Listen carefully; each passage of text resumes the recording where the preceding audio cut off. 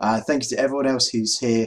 I'll be honest, I think probably a lot of you don't know me, and probably a lot of you, I don't actually know you either. So the plan really tonight is I'll first of all talk about who I am, just so you guys have a bit of background on me and kind of know some of the things that I do.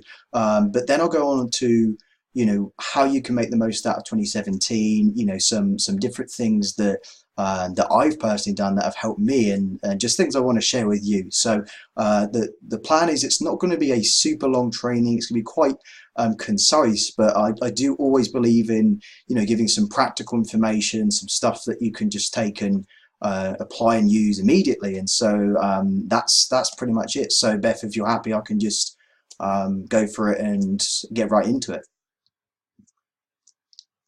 Awesome stuff. So I don't have any slides or anything. I don't often do training like that. I like to just kind of go from my intuition, I suppose is the word. But so a little bit about me. So my name is Seb. That's actually short for Sebastian, in case you're wondering. And I'm 24 years old. Some people say I look like 34 or something, but I'm actually 24.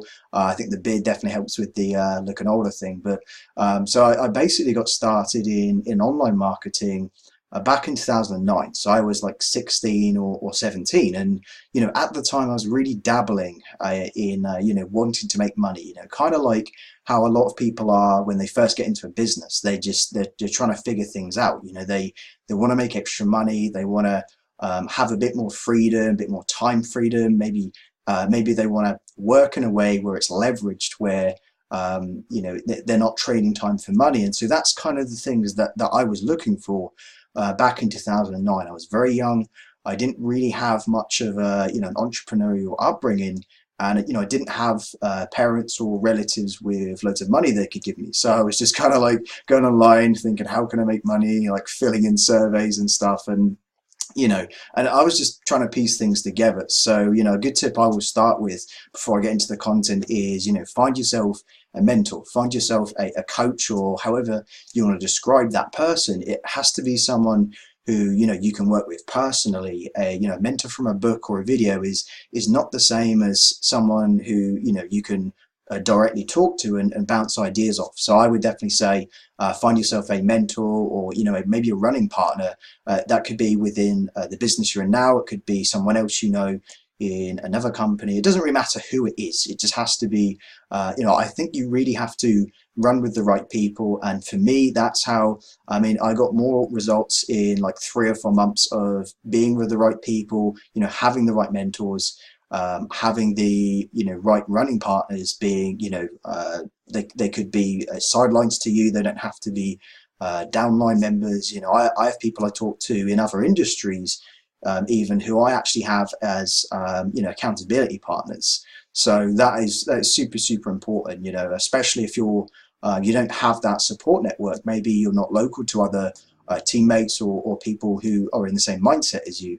And so that really helped me to, fast track things. So anyway, back to my story. I first kind of found, network marketing through just Googling things. But, the inspiration really came from a great book called Rich Dad, Poor Dad by Robert Kiyosaki. If you've not read it, highly recommend you take a look at it. But within the book, it talks about the 4 quadrants and what these quadrants are, different careers you can do. So the 4 quadrants are: you can be an employee, you could be self-employed, you can be a business owner, or an investor. So the goal is to go from self-employed to be employed to being a business owner and investor, where if you're a business owner, or especially if you're an investor, your money works for you and you're not constantly chasing money. So I'm pretty sure most of you guys, that's your ambition. And so that was mine as well. So I went online, looking for all kinds of different strategies and ways to, make things work. And so I spent over 4 years of just trial and error, just being frustrated,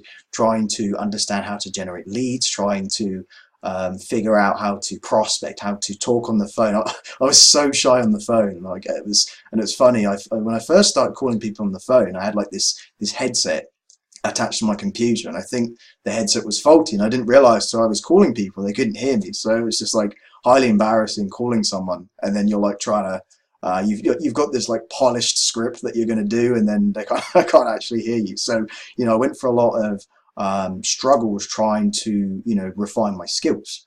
And so one of the things that helped me to, to go from, struggling to where this year I flew to Austin, Texas to collect an award on stage for an affiliate company I'm in. And that was the first time I'd ever really, been on stage and been recognized for an award. So that was really, really cool. And so one of the things that contributed to that was always having personal development. And, you probably heard this a lot of times, but it really is key. It's the small things you do that make the biggest difference. So, as an example, listening to personal development on, to and from work or when you're doing some housework, versus, listening to Kanye West or whatever, what made the big difference for me is making the very small changes. It wasn't even the big changes. It was just the small changes. So it would be, when I was out there prospecting, I would maybe talk to 30 people a day instead of 15. I would maybe make that one extra phone call or do that one extra Skype call with someone, do that one extra meeting. But I would always do a little bit extra. If you talk to 3 extra people a day, within a month, that would be 90 people a month that you would talk to, on top of what you already do. So that to me was, made the biggest difference is doing the small things. So in terms of what I actually do, I suppose my specialities, I can name it as that, is Facebook. I really love using Facebook. I spend a lot of time in it. And so, it is one of those things that kind of can suck up your time, so you have to be disciplined. But it can also be a great way to connect with people. And so I'll start with Facebook. So it's almost like walking into a networking event, but it's almost like you have the information already. So, when you go to a networking event, obviously you get to know people, what their names are, what they do, what they're all about. But with Facebook, oftentimes people put a lot of this information in their profile. Some people give lots more than others, but oftentimes you can at least see where they live, what they do for work. You can kind of see how old they are, and you can see if they're a family man or family woman. But why that's important, why that matters, is if you have that information and that data, then it is very easy to know more about these people, so before you even talk to them, which is really cool. So you can go to Facebook and, if you look at one of your Facebook friends' profiles, it will list out exactly, all the information that you need to know about them. And one of my million mentors said to me that this is important, okay? And this is important because if you can find 3 things in common with someone in the first 5 minutes you meet them, then you guys will basically be like best friends. You'll be like that, and if you don't believe me, then try this. It really works. And how I got good at connecting with people when I was prospecting, when I was going out there trying to bring people into my business, was I would just, when I was just talking to people normally. So if I was going to Starbucks, if I was going to, I don't know, just going out and about, and I wasn't going out there to prospect or build my business, then I would just say to people, how's it going? How's your day so far? And just ask them a question, just connect with them, without any, no intention, there was no, nothing in my mind to say, oh, I'm going to get this person to look at my business or anything like that. I just went in with the goal to really connect with that person and just have a conversation. And so that really helped me to connect with people in any situation. So especially when I was in the prospecting situation, especially when I was building my business, because I think people have this approach that they are, they have this intention behind them that they're going to go out there and sell. And with network marketing, we are selling something. We're selling a business, a product. So we obviously are selling something, but we're doing it a different way. We're doing it a different way. Another thing that one of my mentors told me is this industry is based about personal development and leadership. And so it's not about selling products and services. That does happen. It just happens in a different way. And so the best way to be able to collect those awards on stage, to be that top recruiter, is to be a good leader, okay, and to take on board a lot of personal development. So the personal development could be books you read, it could be seminars you go to, it could be if you don't like reading books, if you're like me, I just listen to stuff on the go, then Audible, I think, is like £8 a month or something. Or you can just go to YouTube and you can download half of it if you want. So this information is very accessible. In fact, you know, if you were going through YouTube for like 6 months straight, you wouldn't get through half of all the personal development out there. So there is plenty of information to listen to, something positive, something that always keeps your mind active. Now, going back to the leadership part, why is it important to be a leader? Now, going back to when I was first starting to build my business, I didn't start sponsoring people until I was showcasing some leadership abilities.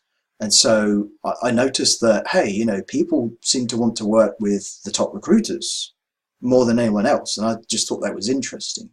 And so I thought, well, what if I was, okay, I'm not a top recruiter now, but what if I could do the things that they're doing? Maybe I could also start attracting some of the things that they're getting. So that's exactly what I did. So I basically stalked all of the leaders, all of the people I looked up to in my company, just to monitor what they were doing. You know, what were they saying? Were they doing videos? Were they creating content? What were they doing differently to me? And that's something I've always asked myself. When I see someone who's just doing amazing and they're just smashing it, I just think, what are they doing differently to me? And oftentimes it's the small things. It's often a small tweak that you have to make or, you know, understand to get those different results. So what I did was when I looked up to some of the leaders in my company, and this is kind of consistent across any company, but they were, you know, organizing training events for their team. Even if they didn't have a big team, they would still organize an event and they would just invite other people's teams. Now that might not necessarily grow your business unless you're inviting loads of prospects, but it's putting you in that leadership position because other people outside of the company, guess what? Sometimes they are deciding on who to join and they're going to want to join the leader or who they perceive to be the leader. So if you're out there organizing events, even if it's just a, you know, generic training event, then other people who may be on Facebook or maybe you're doing YouTube videos about it, so they might actually see your YouTube video. But what people do as you post content on Facebook is they actually follow your content, and oftentimes people are silent for months or even years before they pull the trigger and want to work with you. I've had this happen a bunch of times. I've had people been following me for ages and I haven't really spoken to them much, and then all of a sudden, you know, I said something on my Facebook wall, or I posted a video, or there was something that I said that really caught their attention, but they were following me for months and months and months before they actually decided to, you know, jump on board and actually buy from me. So, you know, those are some of the things you have to do as a leader is you know, organize events. Now, other things leaders do, as I said, they take on personal development, but they don't just take it on board and learn it and apply it, but they actually share some of it on their wall. Okay, and the best ways to do this through Facebook is to just post it as a status. But what is really powerful, and a lot of you guys have started doing this, is, or at least, you know, you thought about it, you've seen this happen, is Facebook Lives. And Facebook Lives are so powerful. But my suggestion is, if you're anxious about doing a live, just do like a normal video. You know, oftentimes people think, well, you know, it's a live stream, and will I make a mistake? And I'll be honest with you guys, that happens to me sometimes. And I do live streams, and oftentimes I think, you know, what if there's background noise? What if there's this, that, and the other? But I just go for it anyway. And oftentimes you realize that those fears you have, they just don't exist. You know, like, for example, there was a live stream I did, I don't remember when, but there was like this ticking sound coming from, I don't know, like my heater or something, my boiler. And then so I was worried about it. I did the live stream with the noise going on, and I played it back and I couldn't hear anything. So it was almost like, I don't know, like your mind makes up things to almost paralyze you, keep you in fear, and stop you from going for your dreams. And that's you just have to push through that. But going back to Facebook Live, why that's important, and you know why that's huge, is, I don't know, to get a bit technical, Facebook loves it when you do Facebook Lives. They will actually promote your Facebook Live if it's not getting enough viewers. So let's say you do a Facebook Live and it's, really weird time, like 6 in the morning, and you're doing a Facebook Live on the way to work, well, if you're not getting enough people watching it, Facebook will actually send other people notifications to get you some viewers. So if you're wanting to get some exposure to things that you've learned, then Facebook Live is the way to go. So some of the things that I do when I'm looking to share what I've learned, whether it's an event I've been to, or a book I've read, or maybe it could be a conversation I've had with someone, I would just then do a Facebook Live about it. And so how I actually get my lives quite popular, I've had lives with, sometimes 80, 90 comments. Obviously it varies, but for me, it's obviously all about the quality of the people who interact with you. But lives can get very, very, very popular, especially as you start building that audience. But what I tend to do is, I will do a attention grabbing headline. So I will think about other things that I've seen that might grab people's attention. And so the best example I can give is think about anything recent that you can piggyback from. And by recent, I mean it could be a film, it could be something popular culture, it could be something that is trending right now. And so I would piggyback off that. So it could be a new film that's come out, it could be a new book, it could be just something that's talked about.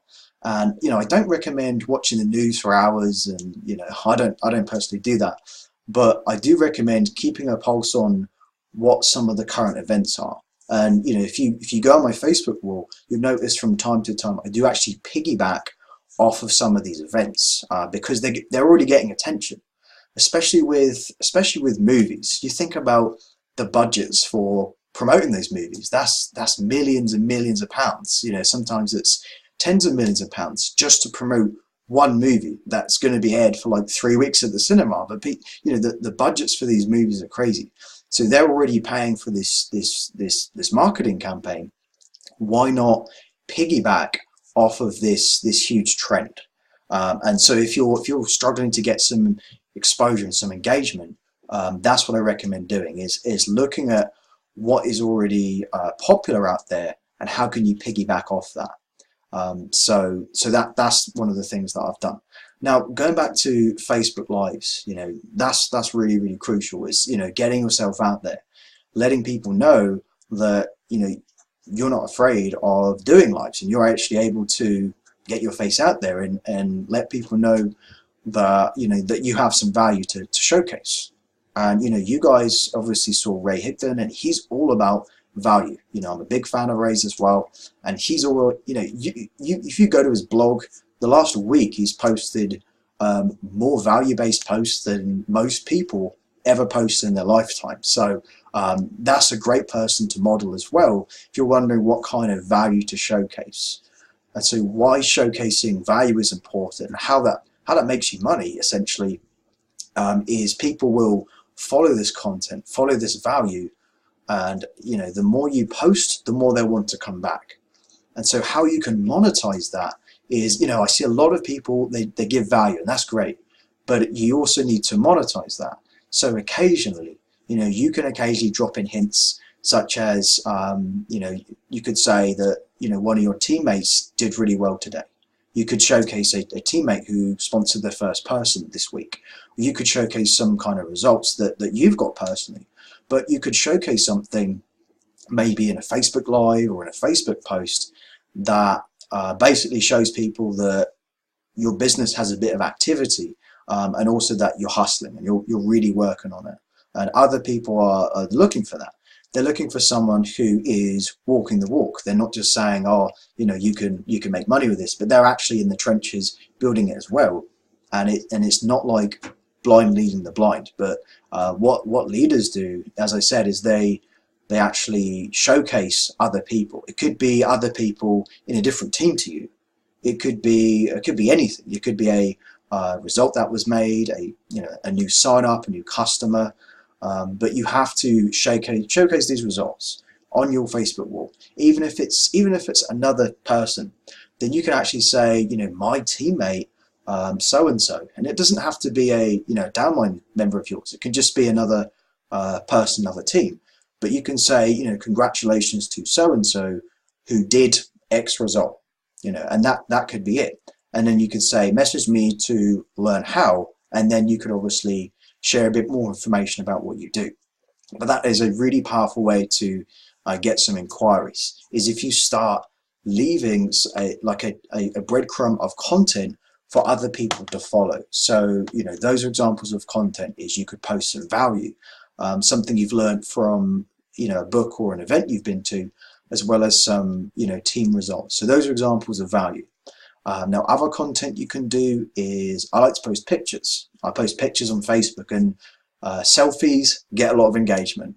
Food pictures get a lot of engagement. I don't know why. it's just weird. It's just, we just like seeing cool things, like people smiling, or we just like seeing pictures of food. When people post they're having like a baby or they're getting married, those get tons of likes. Absolutely crazy amount of likes. I think I was in a relationship on Facebook and I got 150 likes for something that took me 2 seconds. But what you need to start doing with people who like your content and interact with it is reach out to them.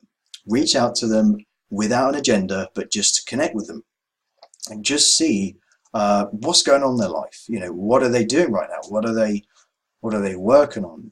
Are they already in a business or something? I learned from one of my mentors was people go in peaks and valleys, right? So they're at a peak state in their life. So they're up here. Things are going great.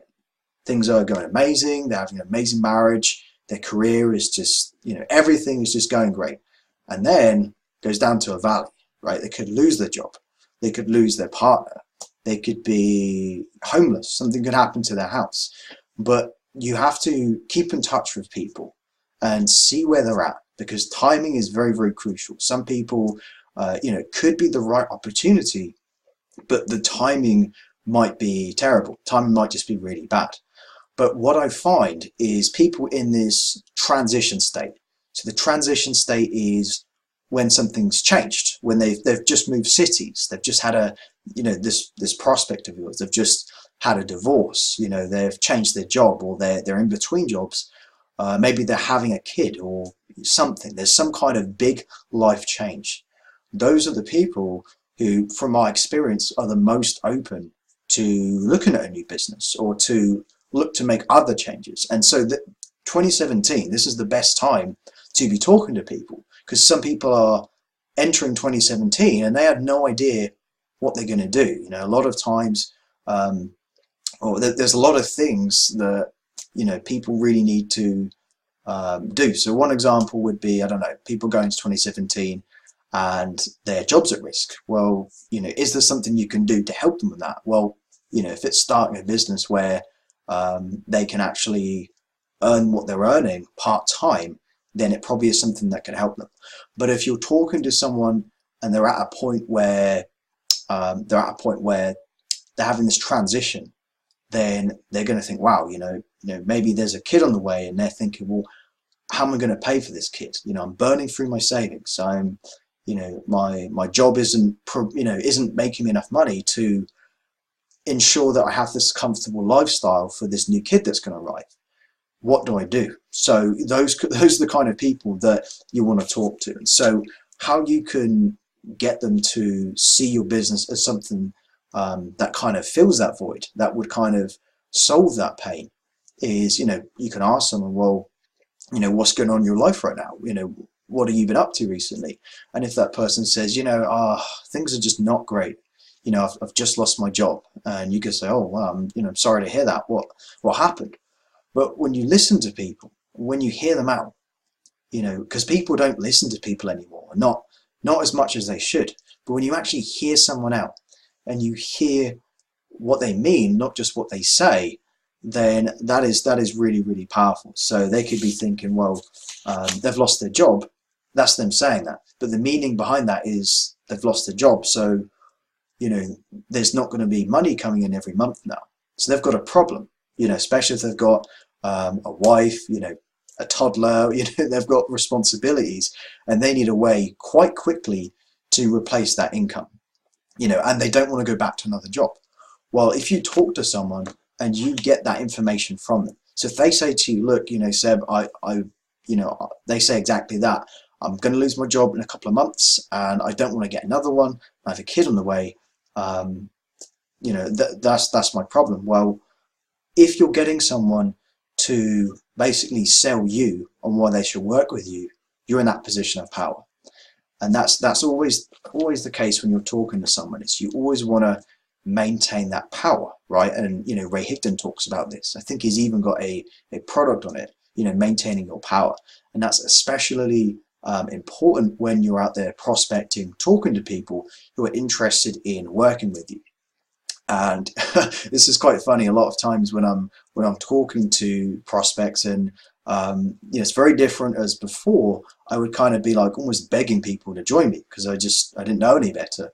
But then when I got to that point of not caring whether they signed up or not, knowing that there's more people out there who really have what I need, then I don't care if they joined, because if they said no, someone else would say yes. All I would have to do is just go and look for that person and talk to them to see if they're the right person and that's the right fit.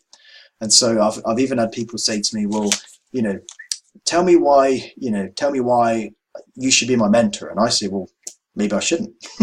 You know, and I just have that different mindset now, where people are, you know, some people will try and maintain that power over you, but remember, you're in control.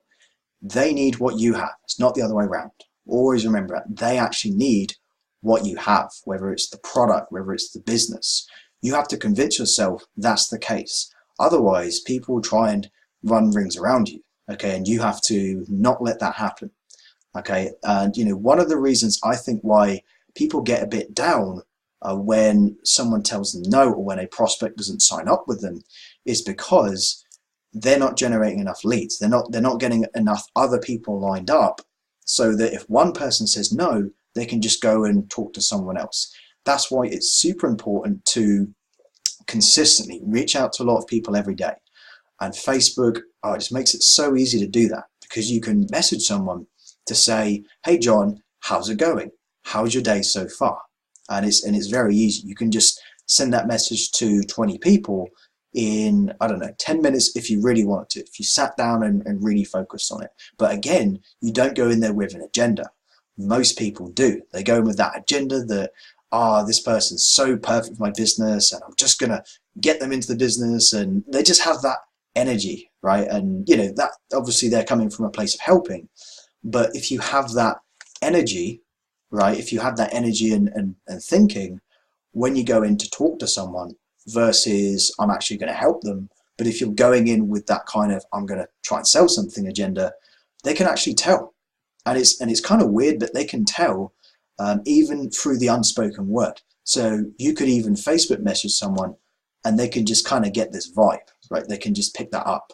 It's kind of crazy. So you always have to, instead thinking, well, how can I help this person? So like I said, if maybe they posted something on Facebook recently saying, you know, my job's at risk, or something, you know, the car's just broke down, I don't know how I'm going to fix it because I have no money, then you kind of have that as ammunition, right? And the more data and information you have, the more you can actually use that to understand where they're at. Okay, that's really, really important. So always look for people who are going in peaks and valleys. And if you're talking to someone and everything's going great, right? Everything's going great. The week after, things could not be going great. And just because you stayed in touch with that person and you were very relaxed about it, you weren't trying to, you know, push your business onto them because the time wasn't right, but you still stayed in touch and you built that relationship, then you never know. You might be the first person that they talk to and they go and find when they actually do need what you have. And I've found that as well, as I've had people who they actually prefer me, and I was offering the same product as someone else, but they went to me because I wasn't trying to push anything on them.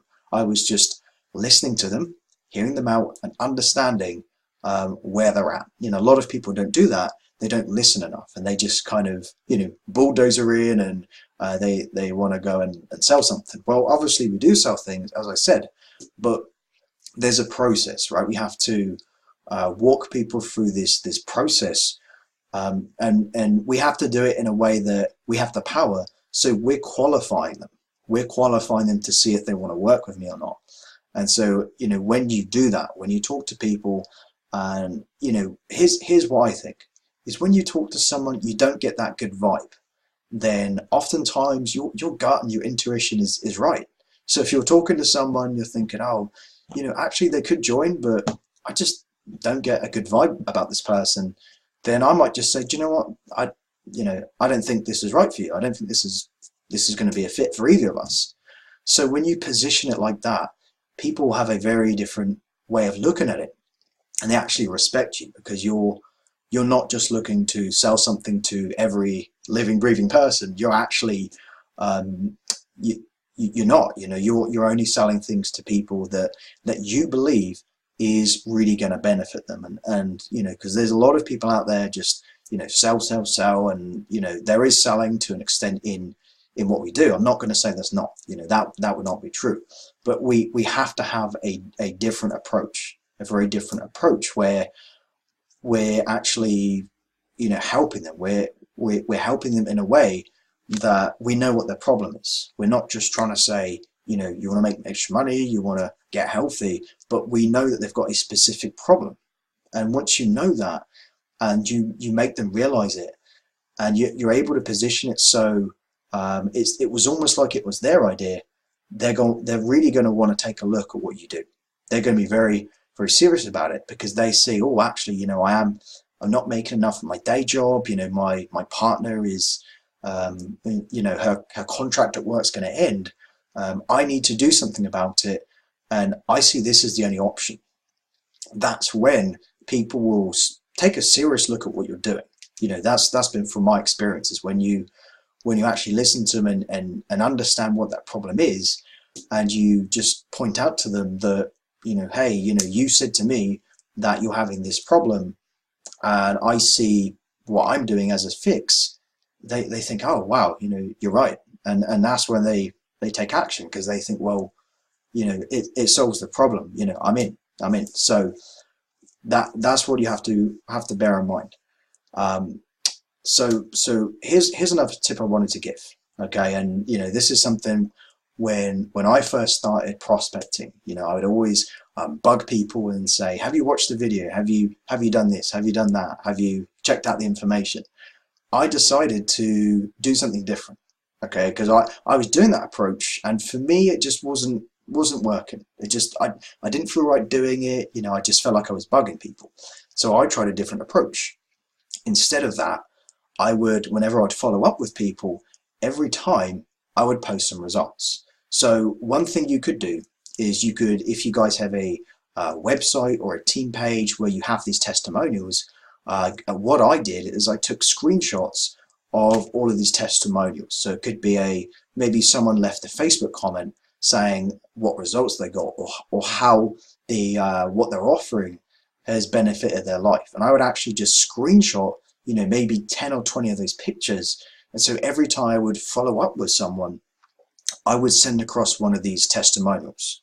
Okay, because nowadays, a lot of people are, they have to see some kind of results. They have to see it to believe it. Unfortunately, it's just the way it is. Because there's a lot of companies out there that are full of hype. And it's not all of them. There are certain companies that do. So when you can show physical results, and people are just like, wow, and they just kind of see more value in that, and they can actually, it just seems real to them when someone's come and made their month's income at their day job the first couple of weeks in the business. They're like, wow, that's really cool.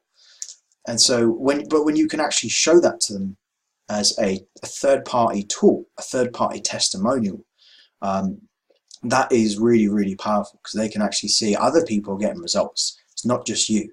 It's not just you. So whenever I follow up with someone, that's what I send them. And so when they say, wow, how can I get involved? Then, I would just check they've still got the information. If not, I would resend it. But what I found was, when I started doing that, was people would actually watch the video. People would go through the information. There's nothing more frustrating than sending out this information and people don't look at it. But I had people of their own accord going to look at the video, going to look at this information, because they actually felt like they were missing out, and they felt guilty that other people were getting such amazing results. They're seeing, so and so has recruited 5 people in a week, so and so is generating leads online, so and so is having massive success, so and so is on stage. When you start sharing all these different kinds of results, it doesn't have to be a monetary result. Some people, they join a business to be around good people. Some people, they actually join a business to use the ideas and concepts and personal development to go and build out another business. They might have a traditional business they do, but they want to be around the right people, grow a good network to build their other businesses. So you've got to always look at different angles, different kinds of results to share with people, because one person might be looking to make extra money. One person might only be looking for a few £100s a month. Another might be looking to replace a 6-figure corporate salary. Those are two very, very different people with different goals. So you've got to always understand that. Understand what someone's goals are. What are they looking to achieve in a business? What is important to them? And that's a great question you can ask, is what is important to you? So instead of you explaining all of the compensation plan, all of the everything about head office, and some people just want to know certain things. Some people only want to know about the comp plan and they don't care about anything else. Other people, they're interested in the product specifically. So you have to understand and ask them, well, what's most important to you when you're looking at business, when you're looking to invest in whatever it is. And so you'll save yourself a ton of time by doing that. And what I've done in the past is made a massive mistake of overwhelming people with information. I would just talk and talk and talk, and just keep it talking, thinking that all this information I was giving them was helping them make a decision, but it was actually pushing them further and further away, because I was telling them all about the people I was working with and how amazing the products were. And then I went to talk about some of the events we were doing, and I was just kind of like jumping all over with all this information. And looking back on it, I was surprised that their head didn't explode because I was literally just mouthing off for like 5 minutes on my business, and I was just telling them information that they didn't even ask for. And so you have to really understand that and get very clear on what it is someone is looking for. Now, another thing I was going to mention as well is get clear on your perfect business partners. It's one thing to not sponsor people, but it's another to sponsor the wrong people, right? There's nothing more frustrating. I would rather sponsor no people than sponsor the wrong people. So what's sponsoring the wrong people? Well, it could be sponsoring people that you don't align with. It could be sponsoring people that maybe just aren't right for the business. Maybe they're down to the last couple of pennies and they've started their business, but they don't have any money or whatever. They're at a point where they're really struggling to keep going with it. They have to get a bit more stable to continue with it, right? But you'll only know that when you ask the right questions, right? You have to really qualify people for your business. And remember, you're looking for, all you need is just a handful of people, 5 to 10 people, the right people, that is, to grow your business properly. And that is the power of network marketing, is that you can actually do that. You're able to build through multiple levels, but you have to have the right people in place to do that. Sponsor people who are your ideal business partners. So that would be a good task for you to do. I've got a list somewhere of mine. I might as well read it out to you. So my perfect business partner, I haven't updated this recently, but it's quite accurate. So this is what maybe you've heard as an avatar. So this is, imagine your ideal target market, your ideal business partner is a real person.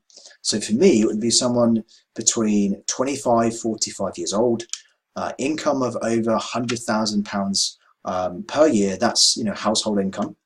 They already invest £2,000 a month on personal development, of all kinds.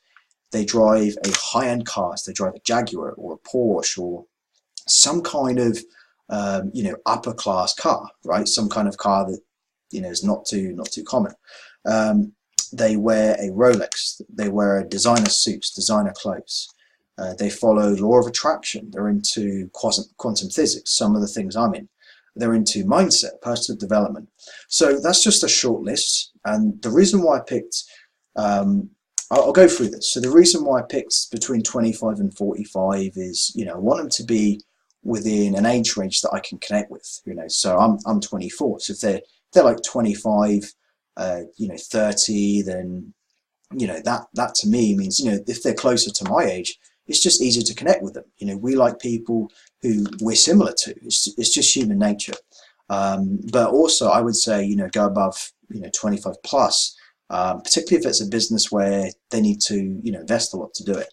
The income, high level income, because I want to work with people who are already doing well, okay, who are already putting in that effort, and they're successful in other areas. So to me that means they could potentially be successful in what I'm doing. In the investing part is important for me personally, because I'm basically attracting people that are similar to me. You're going to attract who you are. So investing £2,000 a month on personal development, for me, that's important, because I know that person is going to go above and beyond in their business. I know that they're willing to sacrifice their own time and money to grow, okay, to expand their growth. And I know that they're serious about growing the business. Everyone I talk to who has got to those, high levels of income or recruiting, they are serial investors. They go out and invest in coaches, invest in attending events. I've flown to,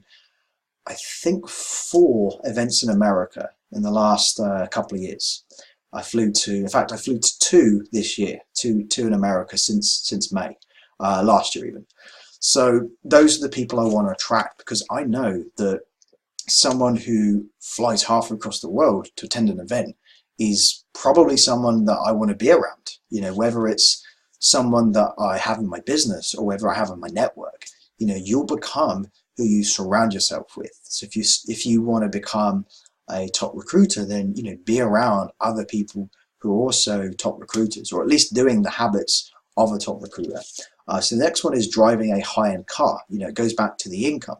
They're already successful. It's not about them flashing a car off. It's about the fact that they're someone who is not necessarily materialistic, but someone who has achieved things, right? Gone out and earned things. And it could be a company car. It could be a car they've won in a sales competition. It doesn't really matter how they got the car. But for me, it's all about attracting people who are already on the right path. That for me was key. I wanted to talk to people already on the same wavelength as me. People who I knew that are into personal development. They're going through lives, and rather than kind of going with the motion, right, going through life, they're a bit more intentional. They're someone who they have goals. They achieve these goals. So those are the people that I would recommend to talk to. And you've got to get very specific. And it does mean that you'll exclude some people. But it's like looking for a life partner. It's like looking for a boyfriend, girlfriend, whatever. You wouldn't pick the first person that you met on a date, right? You wouldn't, well, unless obviously they met the criteria. But typically, that's not how it works. If they're not right, if there's something about them that doesn't match you, that you're not looking for, chances are you're going to end it right there. You're not going to carry on with the date. And so, you've got to do the same in your business. When you're looking for a business partner, it's especially important. Think about, do they have a sense of humor? Are they easy to get on with? What are the qualities they have that make them someone that you want to work with, right? Why do you want to work with them? Why are these qualities important to you? And you're able to get very specific. You can do that.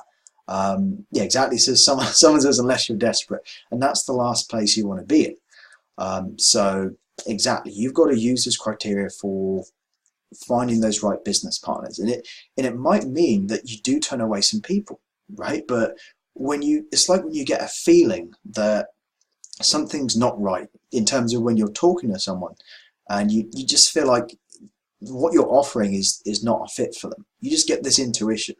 Well, there's a good time to kind of end the conversation and just move on to the next person.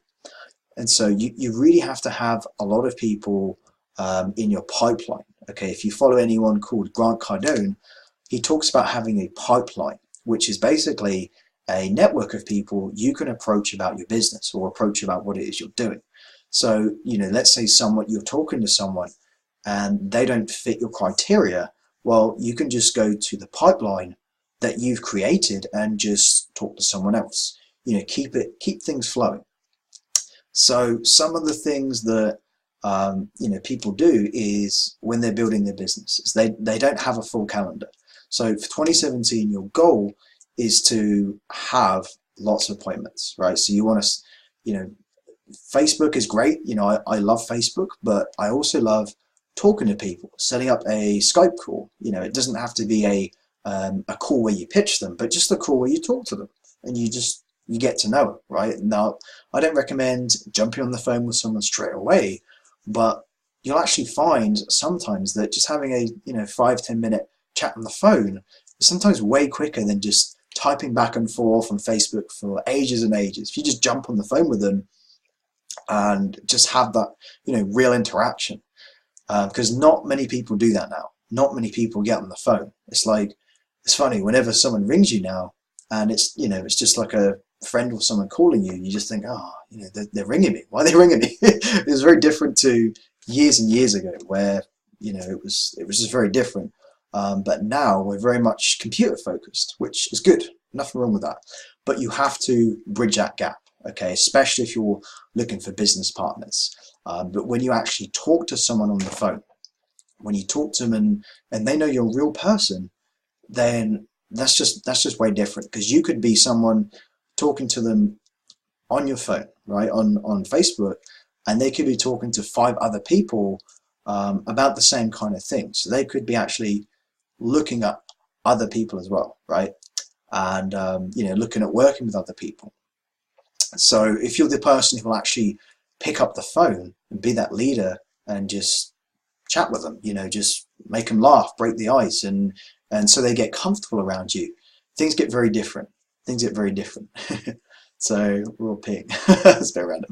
But anyway, so those are some of the things that I've learned from, really just trial and error, right? Trial and error. So going back to my biggest tip, again, make sure you find a mentor and a coach. Find someone who's walked that path, right? You have to really learn from them. It's a lot easier than trial and error. It's a lot easier than trying to do things yourself. And I struggled, I struggled for years and years. And there's a certain thing you have to do, right? You have to let go of your ego a bit, and instead, why not just learn from people who have done something proven? Just follow them, right? Just follow them. Understand what they've been up to, right? Understand how they've done what they need to do, and that's pretty much it.